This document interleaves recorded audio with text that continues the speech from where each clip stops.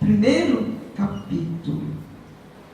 É impressionante como os provérbios são tantos ensinamentos e cada um tem para um dia. São 31 provérbios no total, né? 31 provérbios. Para cada dia do mês você tem um para meditar. E todos eles é um ensinamento profundo, um ensinamento tremendo. Glória a Deus. Provérbios, capítulo 1, e logo no versículo 27 e 28. É uma palavra forte, né? Eu estou repetindo algumas palavras aqui, a título também, a pedidos, para que seja gravado esta palavra, para que eu envie para algumas pessoas que me fizeram esse pedido, e algumas, possivelmente, são algumas palavras que eu estou repetindo. Mas já no próximo mês já não tem mais palavras sendo repetidas, são palavras novas. Mas eu garanto, em nome de Jesus, que mesmo sendo uma palavra repetida, para aqueles que já ouviram, Deus vai continuar falando com você e vai continuar fazendo a obra na sua vida, se você realmente estiver com seu coração aberto para receber esta palavra. Amém? Provérbios capítulo 1, do versículo 27 até o 28, diz assim a palavra de Deus: vindo como assolação o vosso temor, e vindo a vossa perdição como tormenta, sobrevindos aperto a angústia. Então a mim clamarão, mas eu não responderei. De madrugada me buscarão, mas não me acharão. Eita, pastora, que palavra forte é essa? Glória a Deus! Glória a Deus! Você vai entender o que Deus está querendo nos ensinar aqui hoje, você crê? E em João 23 também, versículo 8 e 9, diz assim: eis que, se me adianto, ali não estais. E se tornar para trás, não recebo. E se operar à esquerda, não o vejo. Esconde-se à direita e não o diviso. Eita Deus! Glória a Deus! Amado Espírito Santo de Deus, que nós possamos entender aqui o mistério e o poder da Tua palavra, e que nós venhamos receber, que nós possamos ouvir aqui a Tua voz, Senhor Deus, que sempre será bendita entre nós. Que Tu possa trabalhar nos nossos corações, na nossa alma, renovar a nossa fé, restaurar cada um dos Teus filhos, e que possamos sair daqui, meu Deus, esta noite avivados pelo poder da Tua palavra. Que estejam com os corações abertos para ouvir a Tua voz e levar consigo esta mensagem em nome do nosso Senhor Jesus Cristo. Glória a Deus. A pergunta é essa: onde, pode sentar, queridos, onde está Deus onde mais precisamos dele? Eita, às vezes a gente passa por cada processo, por cada dificuldade. Nós temos tantas histórias aqui na palavra com personagens bíblicos que passam por situações que nós chamamos pelo vale da sombra e da morte. Às vezes nós passamos por tantas aflições que perguntamos: Senhor, Tu estás vendo? Senhor, o que foi que eu fiz de errado? Senhor, aonde foi que eu errei? Aonde foi que eu falhei? Alguém aqui já fez essa pergunta? Em algum momento da sua vida? Alguém já fez essa pergunta? Às vezes você fica questionando, você fica perguntando ao Senhor o porquê que você está passando por aquela situação tão difícil. Mas eu quero dizer aqui uma coisa. Quero só lhe lembrar aqui uma coisa. Deus sempre está atento, verdadeiramente atento para aqueles que o amam em espírito e em verdade. Pode ter certeza disso. E essa pergunta não é só você que faz. Muitas pessoas também, muitos personagens bíblicos também questionaram Deus em alguns momentos de suas vidas. Mas eu vou falar de 3 personagens aqui que vai nos trazer um exemplo muito grande de história, e 3 personagens que vivenciaram a tempestade tão terrível, tão tremenda na sua vida, mas não recuaram sequer nem 1 milímetro de Deus, do seu compromisso de servir e adorar a Deus em todos os momentos da sua vida. Glória a Deus. A experiência mais difícil e mais amarga que um homem pode viver é a sensação de estar sozinho. É a sensação de um momento a qual ele vivencia de fragilidade, de dificuldade, seja financeira, seja sentimental, e ele não consegue ter alguém que possa confiar e que possa contar com aquela pessoa. E esse é um momento muito difícil que nós vivemos. Mas eu quero dizer uma coisa a você, quero só lhe lembrar de uma coisa. Deus está vendo e observando todos os passos da tua vida, todas as escolhas, todas as dificuldades que você precisa enfrentar. Deus está te observando. Diga para o seu irmão, creia nisso. Deus está olhando por você. Deus está vendo tudo. Nós vamos falar aqui de uma pessoa que é conhecido como um homem íntegro, um homem honesto, um homem justo, um homem reto, um homem temente a Deus. E esse homem se desviava do mal. Quem é esse personagem? Quem é? Jó. Oh, glória. Só uma pessoa sabe que é o Jó. Glória a Deus. Aleluia. 2.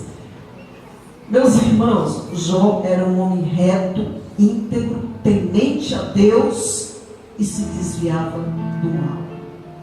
Mas Jó passou por uma situação tão difícil, por uma prova tão grande, e muitas poucas pessoas, ou quase nenhuma, sabe que Jó passou 20 anos passando por essa prova.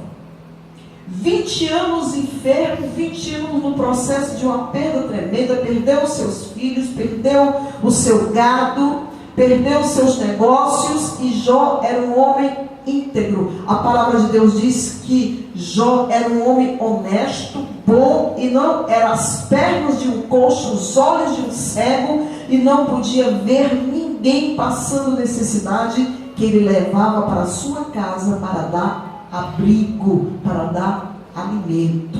Então Jó era um homem honesto, era um homem sério. Mas tudo que o Jó passou, eu creio que até mesmo nós que também temos fé, já até questionamos o sofrimento de Jó. Como é que uma pessoa que não peca passa pelo que Jó passou? Assim como os próprios amigos de Jó questionaram. Disseram que Jó estava passando por aquilo porque Jó tinha pecado. E Jó sabia que era um homem amigo de Deus e respeitava a Deus. Diga para o seu irmão, Jó confiava em Deus.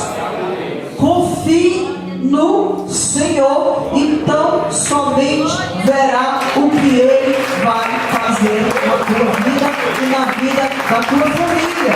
Creia. Coloque a sua fé em ação. O seu coração, os seus pensamentos estão sendo esquadrinhados, porque aquele que está pela sua misericórdia, pelo amor que Ele tem por você e por mim, que está me usando agora para falar contigo, Ele também está esquadrinhando os teus pensamentos. Ele também está esquadrinhando, enquanto Ele dá esta palavra, está esquadrinhando o teu coração. Ele sabe quais são as tuas necessidades. Ele sabe onde moram, onde habita as tuas fragilidades, os teus medos. O Senhor te conhece melhor do que você mesmo. O Senhor sabe das suas falhas mais do que você mesmo. O Senhor sabe e conhece as tuas virtudes mais do que você mesmo.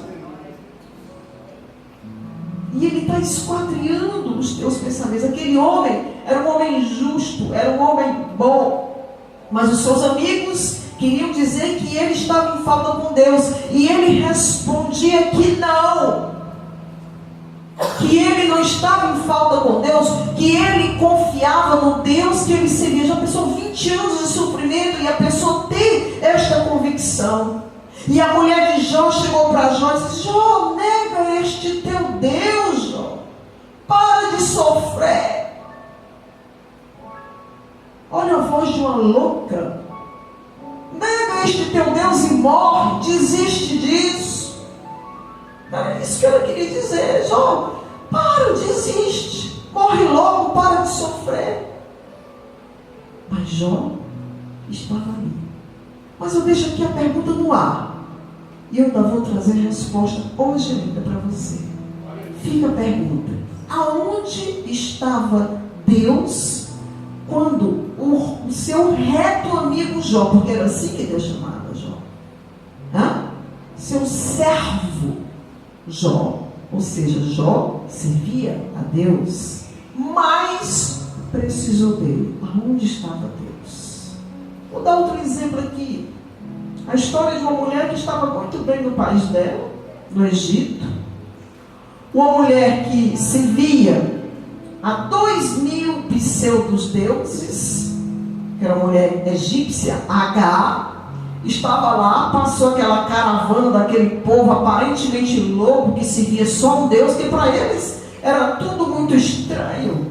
Porque tinha o Deus Sol, né? Tinha o Deus do rio Nilo, tinha o Deus Ram, né? Então, para aquele povo ali, para quem servia um Deus que nem nome tinha, eu sou o que sou, era um povo louco, um povo peregrino que não tinha onde pousar e que só servia um Deus. Então, na cabeça deles, eles não entendiam aquilo. Mas aquela mulher foi, seguiu aquela caravana, seguiu, porque tinha que ser assim, mas não existia nenhuma promessa de Deus com a linhagem de Abraão em relação a Agar. Mas como ela se tornou uma serva da sua senhora Sara, e a sua senhora já avançada de idade achava que não ia mais cumprir com as promessas, achava que Deus não ia cumprir com as promessas dele na vida dela, que ela não ia ter um filho de Abraão, ela ordenou a sua serva Agar que coabitasse com o seu senhor, que era Abraão. E aquela mulher coabitou, porque aquela senhora ordenou que assim ela fizesse. E assim ela concebeu um filho de Abraão, o Ismael. E o processo de humilhação que aquela mulher passou, que aquela mulher viveu, foi uma mulher que em determinados momentos da vida dela foi desprezada pelo que ela fez, por uma coisa que ela não teve culpa, passou constrangimento, foi humilhada por aquilo que ela não escolheu, por um simples fato de obedecer a sua senhora. E a primeira vez que ela foi embora ao deserto, o anjo foi lá e disse, primeiro ela obedeceu a sua senhora, vá, ela foi. Segundo, o anjo foi lá e disse, volte, e ela voltou. E depois, quando expulsaram ela de novo, Abraão disse, vai, leva só esse pãozinho e essa aguinha, e ela foi. Então, pelo que eu vejo aqui na história, aquela mulher, dentre tantos outros que estavam ali, era a que mais estava obedecendo. Era a que mais estava entendendo o posicionamento verdadeiro daqueles que devem ser servos de Deus. Diga para o seu irmão, obedeça. Confie, diga, confie no Senhor. Confie assim como Jó confiou. Obedeça assim como Agar obedeceu. E verás o que o Senhor vai fazer na tua vida. Glória a Deus. Aquela mulher não pediu, mas ela entrou. Ela fez parte de um texto, de um contexto, de uma história que ela teve que passar por toda aquela situação difícil. A terceira pessoa foi uma criança. Uma criança que de repente estava no palácio do seu avô, chamado Mefibosete, essa criança. E que ela, de repente, aquele aglomerado de gente correndo, e chegou ali a notícia de que tinham morto o seu avô Saul, e que também tinham morto o seu pai Jonatas. E com certeza iriam matar todas as pessoas que estavam naquele palácio. E a babá daquela criança pegou aquela criança, Mefibosete nos braços, saiu correndo, e a criança caiu dos braços dela e quebrou os 2 pezinhos, e ali aquela criança ficou aleijada para o resto da sua vida. Como queriam matar todos da linhagem de Saul, para que não ficasse ninguém da família, aquela criança foi um mendigo chamado Maquir, que morava numa vila que não tinha significado, não tinha valor, não tinha nenhum valor. Era uma vila escondida que não era visitada por ninguém. Era uma vila de pessoas humildes, e Maquir morava naquele lugar. E levou aquela criancinha consigo e criou Mefibosete. Mefibosete tinha 5 aninhos de idade. Mas eu acredito que aquela criança, que de repente era um príncipe e passou a morar com um mendigo de favor, eu acredito que ele nunca perdeu a esperança. Diga para o seu irmão, não perca a esperança. A esperança é um ato de fé. A fé se faz necessária. E a fé pode todas as coisas, porque quando ela é exercitada na nossa vida, ela tem o poder de se materializar. Glória a Deus.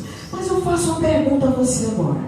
Aonde estava Deus ali quando Agar mais precisou dele?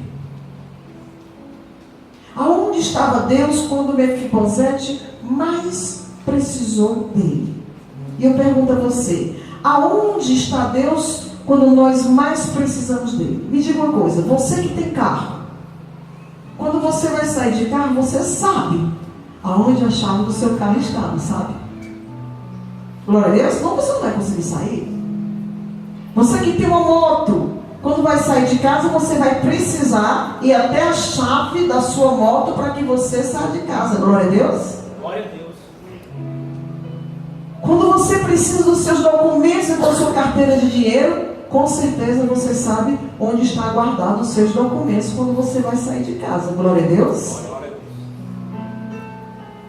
E a pergunta que eu faço a você, aonde você tem colocado Deus na sua vida? Eu vou só me lembrar uma coisa. Deus está aonde você o colocou. Aonde foi que você colocou Deus? Você sabe? Em que lugar Deus está na sua vida? Medite nessa pergunta. Deus está aonde você colocou. Glória a Deus. Se você precisar de Deus agora, numa emergência, e clamar o nome desse Deus, você sabe aonde encontrar esse Deus? Você tem convicção de que as suas orações, a sua busca, o seu compromisso com Deus está em dias? Eu vou me lembrar aqui, onde era que Deus estava.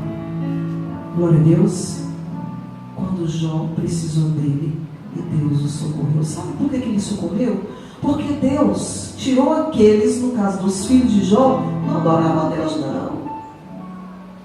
Os filhos de Jó eram pagãos, viviam fazendo festas, né? Esbanjando o dinheiro do pai e não tinham tempo para adorar a Deus não. Mas Deus deu filhos novos a Jó. Deus deu tudo novo a Jó e deu 2 vezes mais. Deus curou Jó e restituiu a família e restituiu os bens de Jó, porque Deus é fiel. Você sabe onde Deus estava? Você sabe onde foi que Jó colocou Deus? Na confiança. Sabe por quê? Porque Jó confiava em Deus e Deus confiava em Jó. Eles eram assim, amigos. Eu faço uma pergunta, fica essa pergunta no ar. Você confia em Deus? Glória a Deus? Quem confia em Deus aí? Pode glorificar a Deus? A outra pergunta é, Deus Deus pode confiar em você? Se Deus precisar de você agora, para o ato de emergência, Deus diz assim: solte tudo e vá para a África agora, pregar minha palavra, que eu vou te levar e vou te trazer, eu vou te honrar, e você contigo, eu vou curar, vou sarar, vou libertar, vou transformar, vou curar, porque eu sou Deus, eu sou o que sou. Você vai? Deus confia em você? Pode contar com você? Aonde você tem colocado Deus na sua vida? Ele tem sido o primeiro lugar? Vou lembrar aqui. Agar demonstrou tanta obediência. Quando disseram para aquela mulher: vai-te embora. Pegou o seu filhinho de 13 anos de idade e foi para o meio de um deserto, sem água e sem pão, aos prantos. E o anjo diz: agora volta. Ela obedeceu para ir ao deserto. Ela obedeceu para voltar para a sua senhora, porque o anjo também falou com a sua senhora. Ele falou com Abraão. E quando mandaram de novo ela embora, que o pão e a água acabou, e que ela começou a ver o seu filho morrendo, ela saiu de perto, porque não queria ver o seu filho morrendo. Mas ela não insistiu em ficar num lugar onde ela não estava sendo bem-vinda. Ela obedeceu a voz. Aonde estava Deus na vida de Agar? Quando ela chorou e deixou o seu filho: Senhor, não vou suportar ver o meu filho morrer. Uma criança que não teve culpa de vir ao mundo. E o Senhor mandou um anjo com pão, com água, com alimento, e disse que ia fazer do filho dela um grande flecheiro, e que também ia entregar a ele uma grande, ele ia ser um pai de uma grande nação. Glória a Deus. Deus estava na obediência de Agar. Glória a Deus. Obedecer a Deus é fundamental para receber a sua vitória, e você esteja passando o deserto que você passar. Obedeça ao Senhor, em vez de murmurares, cante, coloque a sua fé em ação.